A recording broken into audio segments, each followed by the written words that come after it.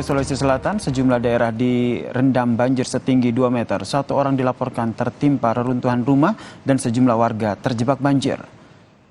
Sejumlah wilayah di Kota Parepare, Sulawesi Selatan ini dikepung banjir setinggi 2 meter, saudara.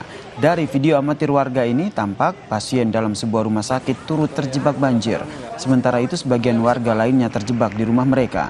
Banjir juga menyebabkan aliran listrik terputus. Banjir terparah justru terjadi di daerah sekitar Sungai Jawi-Jawi.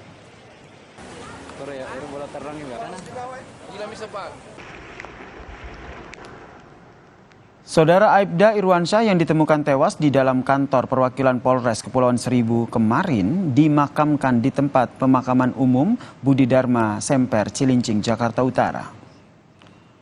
Misteri kematian polisi berpangkat Aibda masih menjadi tanda tanya, saudara. Pasalnya pihak kepolisian hingga kini belum ada yang mau memberikan keterangan terkait dengan tewasnya Aibda Irwansyah di dalam kantor perwakilan Polres Kepulauan Seribu di Jalan Baru Cilincing, Jakarta Utara. Sejumlah rekan dari Polres Kepulauan Seribu mengantarkan jenazah almarhum ke peristirahatannya yang terakhir.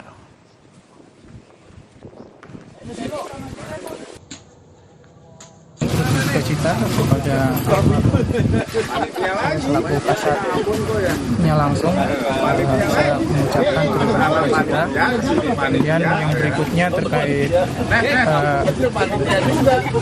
terjadinya kematian dari almarhum, itu semua dalam proses penyelidikan dari Polsek Cilincing. Mungkin saya tidak bisa jelaskan karena saya bukan penyidiknya langsung, saya tidak ikut campur karena untuk profesional penyelidikan kami serahkan semua ke Polsek Cilincing.